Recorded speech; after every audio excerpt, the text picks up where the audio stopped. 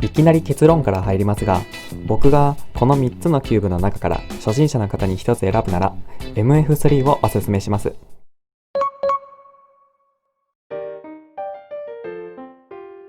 どうも皆様こんにちは、遊びとしです。今回は Amazon で購入できるちょっと変わったキューブを紹介する予定でしたが、その前に一つ今年販売されたとあるキューブの紹介動画を作ることになりました。前の動画収録後、カムリさんからこのようなコメントをいただきました。磁石入りキューブを購入しようと思います。重い回し心地の GE サンダークラップ V3M よりも耐久性と回しやすさが高いダイアンテンユイン V1M が気になっています。しかし最近ルービックキューブ専門店で見つけた MF3RS3M2020 というキューブが価格が非常に安いのに性能もいいとあって気になりました。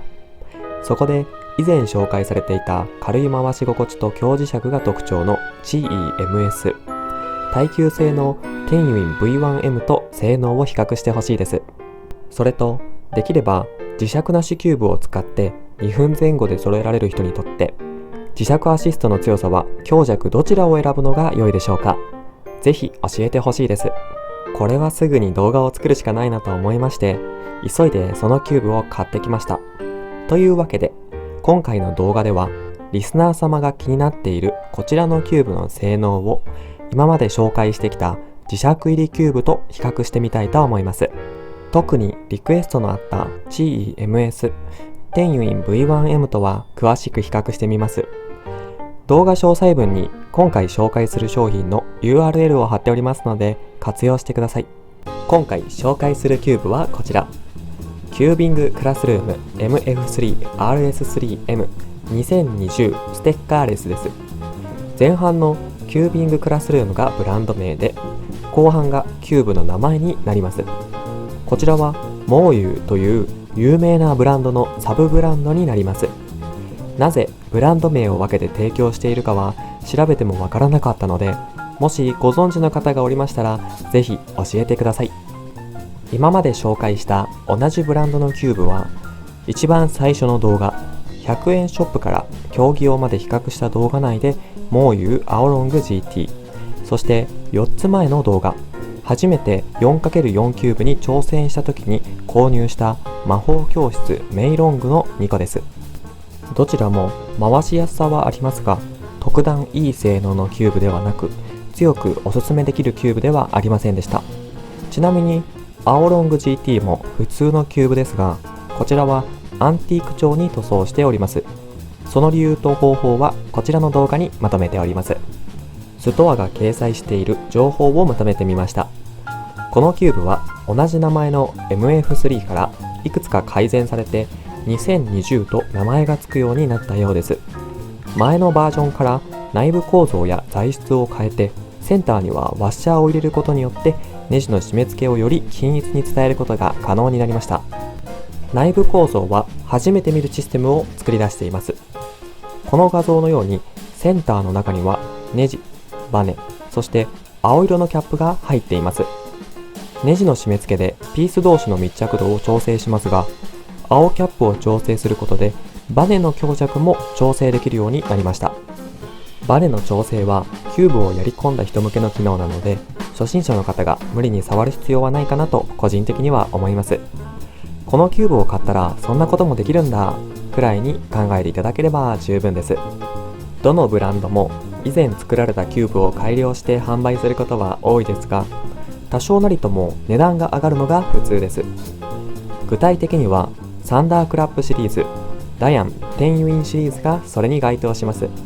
しかし MF3 は初代無印が2300円に対して、今回の2020年版は1100円と価格を半額以下に抑えていて、非常に注目を集めております。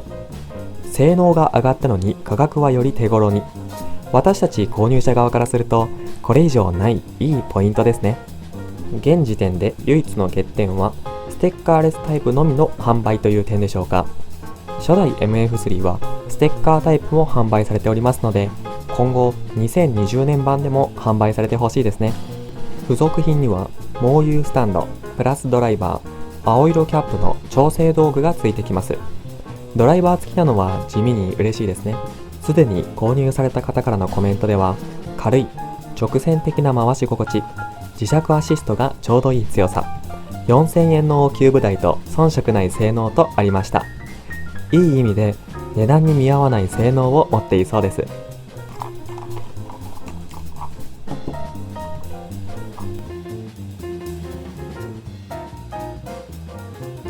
基本スペックの紹介です。MF3 の値段は1100円。大きさと重さは 55.6mm、85.7g です。3×3 全体で見ると MF3 はやや小さくて少し重たいキューブに分類されます。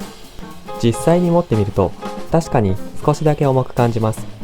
ただ磁石入りということを考えれば納得できる重さです。それでは早速回してみましょう。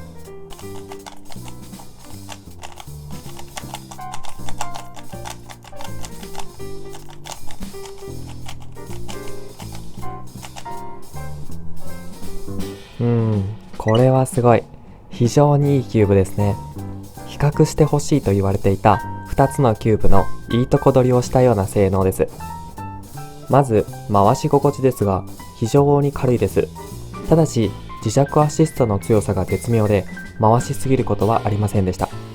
おかげで引っかかりによるストレスも一切なくスムーズに回すことができます。キューブの回しやすさと引っかかりにくさに影響するコーナーカットとリバースコーナーカット、どちらも十分な広さを持っています。引っかかりが起こらないのもうなずける広さですね。磁石アシストの強さは標準的で、それよりわずかに弱いです。指で軽く押したら離れるけど、90度でピタリと止まってくれる、そんな強さです。ピースの密着度は少なく、右の層を回したとき、真ん中の層がつられて回ることはありません。磁石の影響でくっついていて、2層とも回る程度です。回した時の音の大きさは小さめです。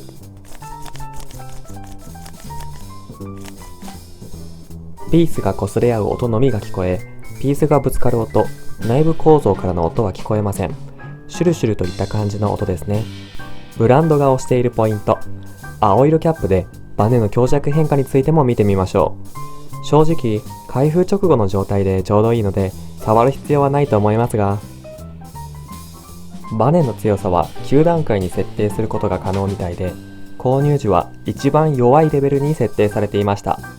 青色キャップをぐるぐる回すことで1から9、そして再び1段目に戻ってくるようになっています。試しに白色面のバネを一番強くしてみましたが、気持ちいいピースの密着度が上がったかな程度の違いしか感じませんでしたので、個人的にはバネの強さは調整する必要がないと思いました。リスナーさんからリクエストいただいたキューブ2個を加えて性能を比較してみましょう。チー MS とダヤンテンユイン V1M です。まず値段はチーと MF3 が1000円前後、ダヤンが3000円となっており、値段的には左2個の方が気軽に購入できます。大きさはごくわずかですが、MF3 が小さく、チーが大きいです。重さは MF3 が重く、ダヤンが軽いですね。実物を比較してみると、大きさ、重さともにどれも一緒と考えて問題ないと思いました。大きさは回していても気にならないレベルの差で、重さは確かに MF3 が重く感じますが、購入を左右する要素になるほどのものでは全くありません。いきなり結論から入りますが、僕がこの3つのキューブの中から初心者の方に1つ選ぶなら MF3 をおすすめします。理由は2つ。先ほど話したように MF3 の性能が残りのキューブのメリットを持ち合わせていること、そして値段が手頃であるということです。回し心地については MF3 が非常に軽く、ダヤンがやや軽いです。チーはその間ですね。3個とも 3×3 キューブ全体の中ではトップクラスに軽い回し心地で、非常に回しやすいもの同士での比較になりましたので、差は小さいです。回している時の引っかかりはどれもありませんでした。コーナーカットの広さは MF3 とチーは同じぐらい広く、ダヤンが少し狭いです。一方でリバースコーナーカットに差はなく、どれも十分な広さがありました。磁石アシストの強さはチーが標準的な強さでダヤンが弱いです。MF3 はチーに近いですが若干弱めに感じました。ピースの密着度についてはダヤンが少しくっついていて、残りの2つはピース同士のくっつきを感じませんでした。チーの方が磁石の強さの分、真ん中の層もつられて回ることが多かったです。回転音の大きさはチーが大きく、ダヤンが小さいです。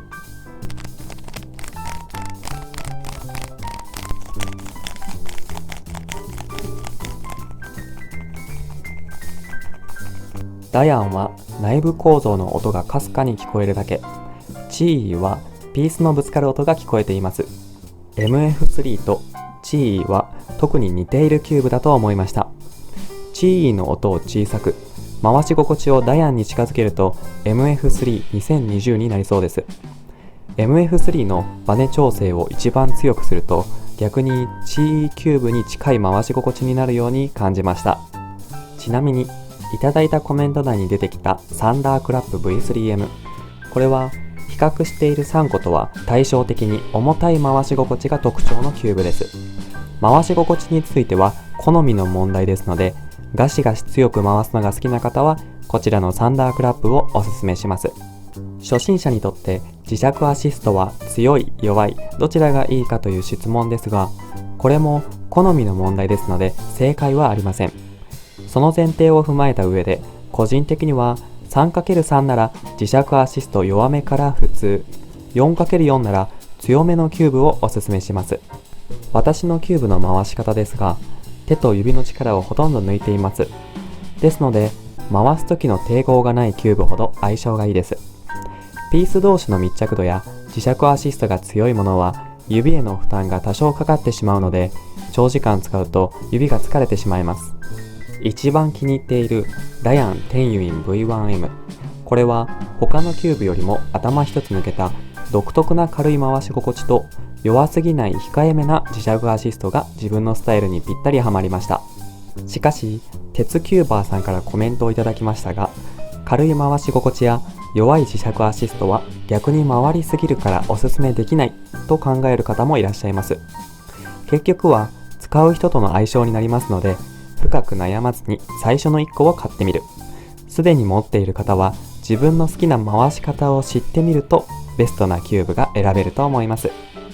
4×4 についてはピースが細かい分、回したくない層をしっかりと押さえてくれる強い磁石アシストの方がストレスなく回せるように感じました。磁石なしキューブを使って2分前後で揃えられる方ならルービックキューブには慣れてきたと思いますので、磁石アシストの恩恵を受けて1分以内も十分目指せます。よければ磁石アシストの強弱について、キューブを触る初心者から上級者まで皆さんの考え方もコメントでお聞かせいただければ嬉しいです。動画のまとめです。今回はリスナーさんからリクエストをいただいて MF3RS3M2020 の性能を体験してみました。他のキューブとも比較してみても、これから始める方への最初の1個にふさわしい性能と値段だと思います。個人的には GEMS も近い性能だと思いましたので、お好きな方を選んじゃっていいと思います。というわけで、ここまでご視聴ありがとうございました。皆さんも気になっている、これから比較してほしいキューブがありましたら、どんどん教えてください。今回のような、これからルービックキューブを触り始める人に向いていそうなものは、積極的にレビューしていきますね。次回は少し変わったキューブを紹介する動画を2本投稿します。見た目がそんなに変わらないものから、これはルービックキューブなのかと疑問に思うものまで買ってきましたので、どうぞお楽しみに。それではまた他の動画でお会いしましょう。お届けしたのは遊びと C でした。